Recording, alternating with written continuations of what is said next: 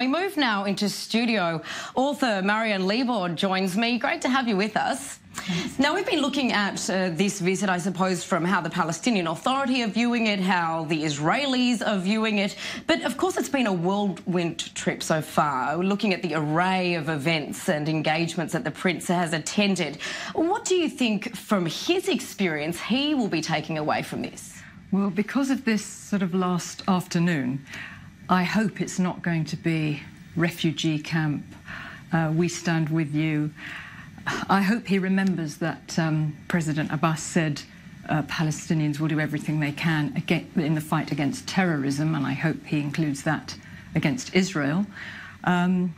It's sort of been a bit disturbing that. I had been following it all afternoon and been thinking what he would take away with me, and this has clouded it a bit. I mean, after all that, it's Britain that has injected politics into this apolitical trip, but it could never really be that, and I'm sure he's aware of that, Prince William. I'm sure he is, and I think he will take away, I hope he takes away some grey, because it's a black and white place, and it's the grey that he needs to understand the complexity, and I hope so. We heard Mohammed say that from the Palestinians' point of view that the Prince really did strike all the right notes.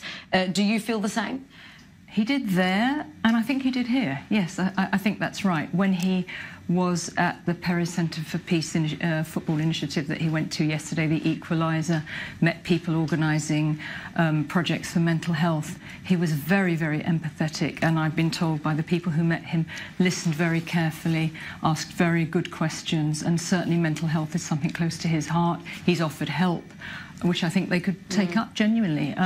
So I think he wants to do something. The question is, what happens now? To that point, what kind of a precedent has this trip set? The fact that the royal family has sent someone to a region which, up until now, it's boycotted, saying it will not send anyone until the conflict has been settled. Look, it was political expediency, one imagines, because of Brexit. Clearly there's something else going on with Saudi Arabia, because they must have given a tacit agreement to this. They've always been against it in the past. Things are changing.